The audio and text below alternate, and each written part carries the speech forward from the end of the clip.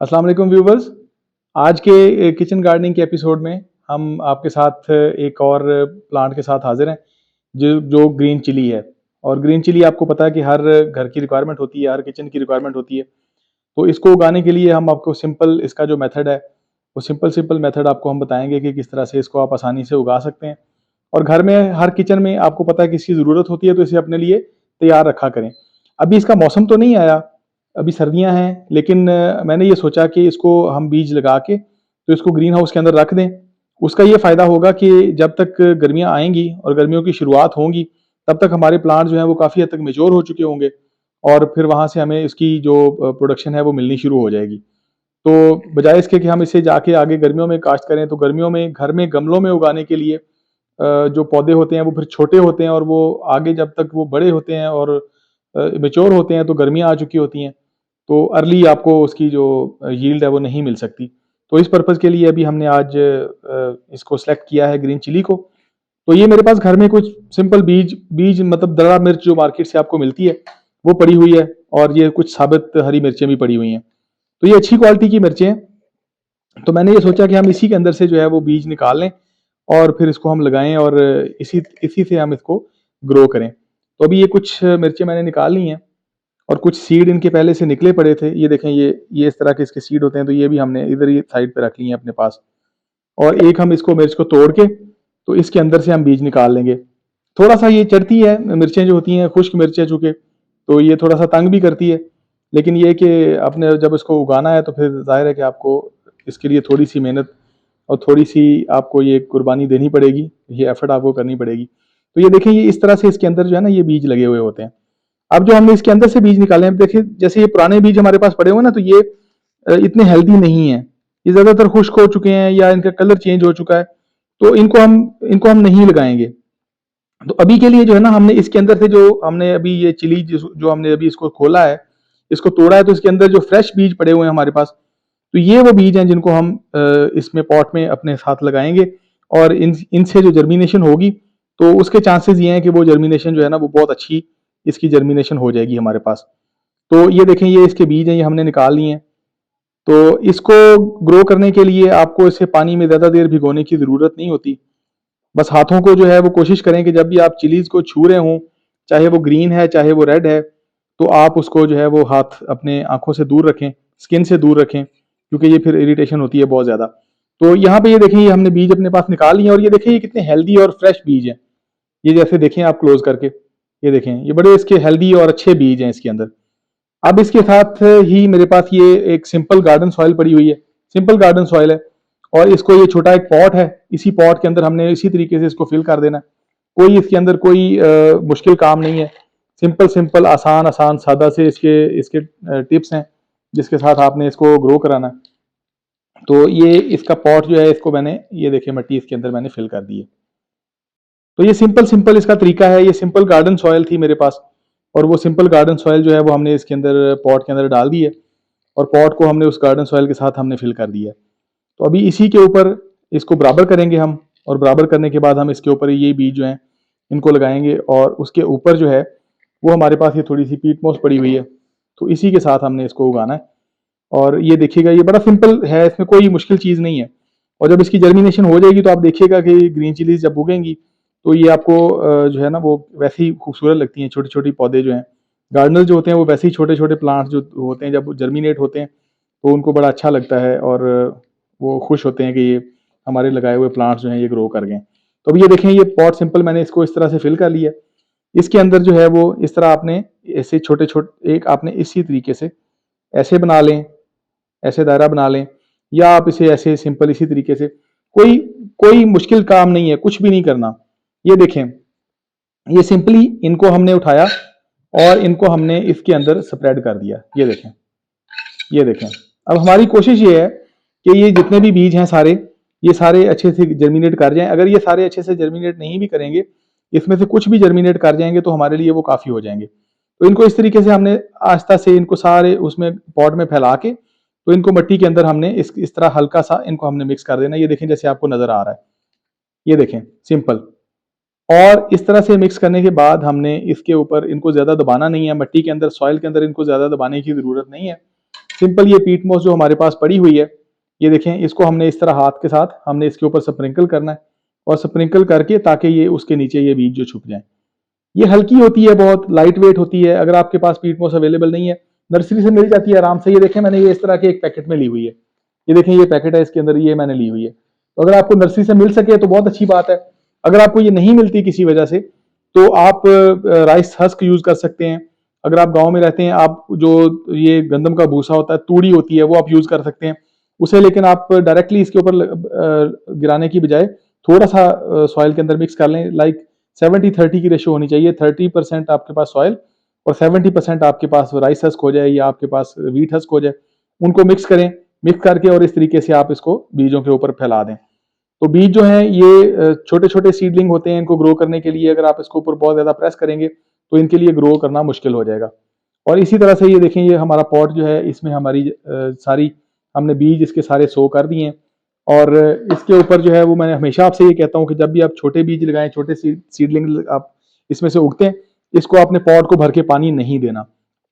आपने कम से कम तब तक पानी इसको भर के नहीं देना जब तक इसके अंदर जो है वो बीज जो है वो उगने शुरू ना हो जाएं और उनको एक एक दो दो पत्ते जो है वो लगना शुरू ना हो जाएं।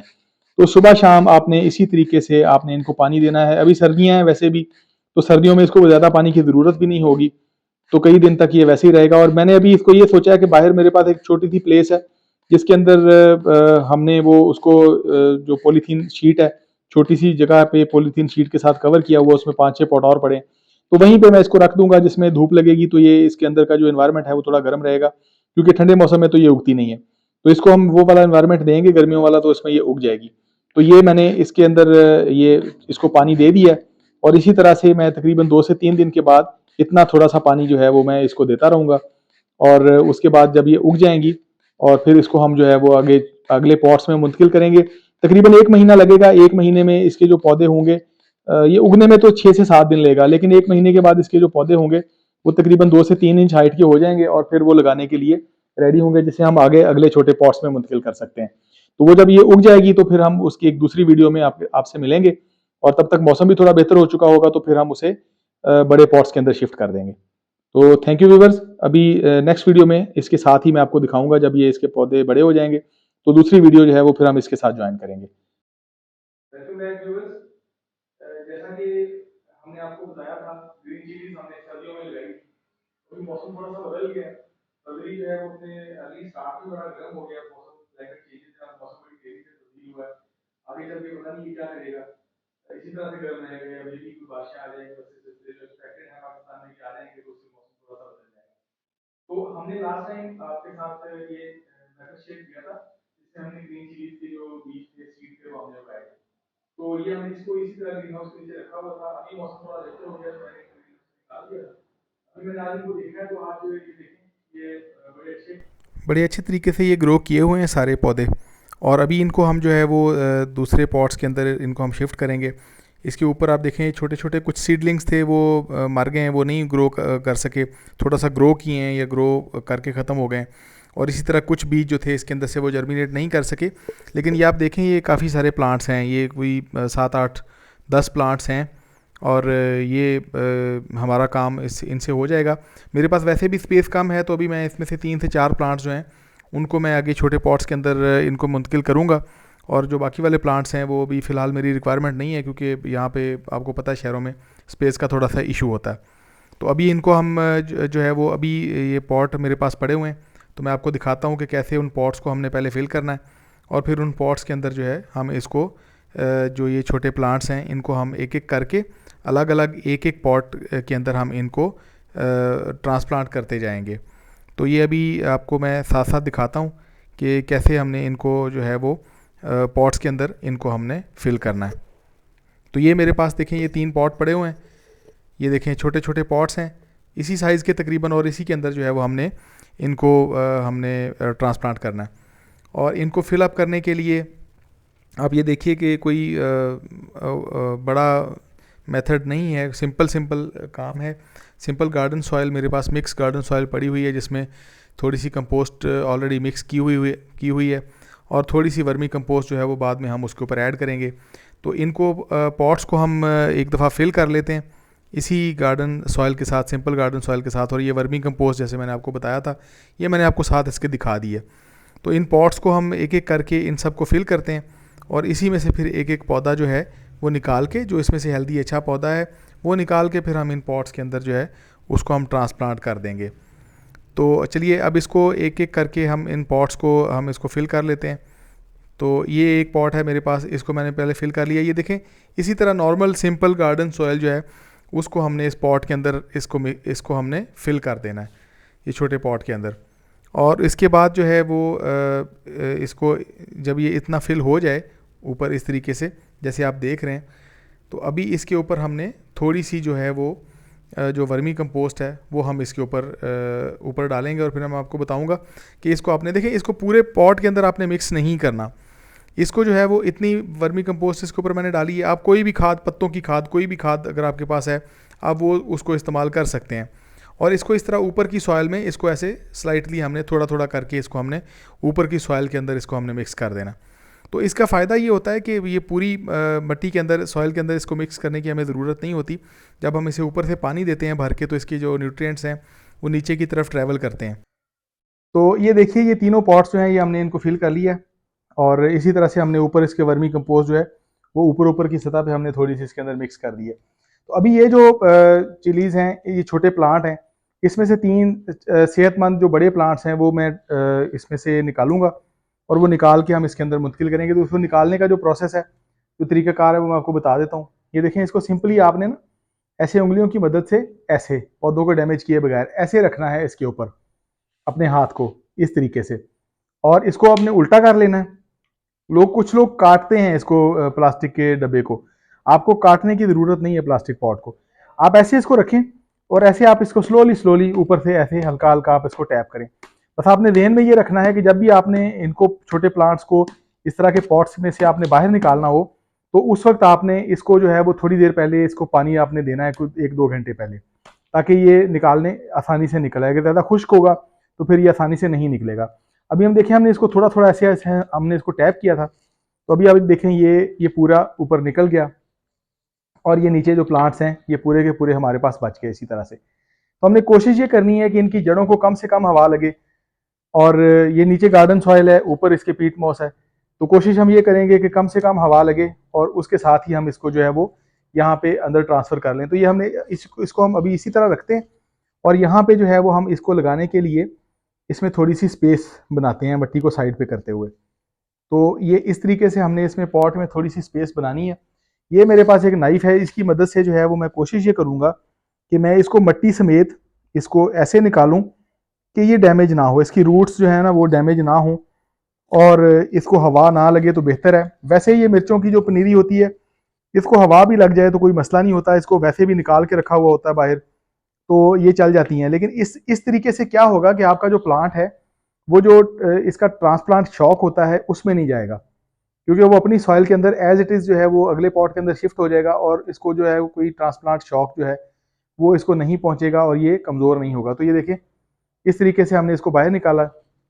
यहाँ पे हमने इसके लिए जो स्पेस इस तरह क्रिएट की हुई थी, तो इसके अंदर हमने इसको इस तरीके से एहतियात से इसी तरह हमने इसको इसके अंदर रख दिया है।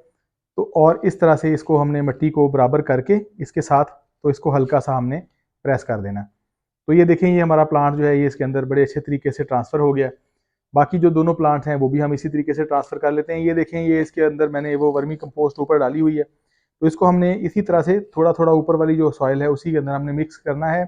ऊपर की सॉइल में मिक्स करने का ये फ़ायदा होता है, जैसे मैंने आपको इससे पहले भी कभी बताया होगा, कि उसका आपको सबसे बड़ा फ़ायदा ये होता है कि जब हम इसको ऊपर से पानी देते हैं तो इसकी जो न्यूट्रिशन है वो नीचे की तरफ पानी के साथ साथ जाती है। तो अगर इसे पूरी सॉइल में मिक्स कर देंगे तो फिर वो जो इसकी जो न्यूट्रिशन है वो डिवाइड हो जाएगी, तो ज़रूरत नहीं है। सिंपल इसी तरह से इसको आप ऊपर की सॉइल में इसको मिक्स करें। इसी तरीके से आप हाथों की मदद से इसके अंदर एक स्पेस क्रिएट कर लें, मिट्टी साइड पे हटा लें इस तरीके से, और ये इसके अंदर एक गैप क्रिएट कर लें, जिसमें हम एक छोटा अपना जो प्लांट है नन्ना सा उसको हम इसके अंदर रखेंगे, और रख के तो उसको फिर हम इसी तरीके से मिट्टी में दबा देंगे। तो ये देखें, ये इसमें से हमने अभी दूसरा प्लांट हमने निकालना है, तो ये इस प्लांट जो है इसकी हेल्थ थोड़ी बेहतर है, तो इसको इसी तरीके से हमने इस तरह नाइफ की मदद से आसानी से काटना है। हाथों से भी आप निकाल सकते हैं, लेकिन कोशिश करें कि अगर आप इसको इस तरीके से काट सकें तो इसमें जो प्लांट है वो उस कम से कम डैमेज होगा, और उसी तरह पूरे का पूरा प्लांट जो है वो एज इट इज़ आपके हम इसको शिफ्ट कर सकेंगे, और उस शिफ्टिंग में जो है वो इसको किसी किस्म का कोई प्रॉब्लम पेश नहीं आएगा, ये मुरझाएगा नहीं, ये कोई ट्रबल इसके लिए क्रिएट नहीं होगा। तो इसकी पूरी रूट्स के साथ, ये जैसे नीचे आप देख सकते हैं, इसी तरह पूरी रूट्स के साथ हमने इसको इस पॉट के अंदर हमने इसको रख लिया है यहाँ पे एज इट इज़। और ये देखें इसके साइड पे हमने ये बाकी वाली जो मिट्टी थी इसको लगा के तो इस तरीके से हमने इसको ट्रांसप्लांट कर दिया है। ये देखें, तो अभी ये है कि इसको इस तरीके से लगाने से सबसे बड़ा फ़ायदा जो है वो हमें यही होगा कि इसको ये मुरझाएगा नहीं, इसको कोई प्रॉब्लम नहीं होगा, और ये एज इट इज़ जो है वो इसके अंदर लग जाएगा। ये तीसरा पॉट है, इसके अंदर भी मैं इसी तरह से एक प्लांट लगा लेता हूँ।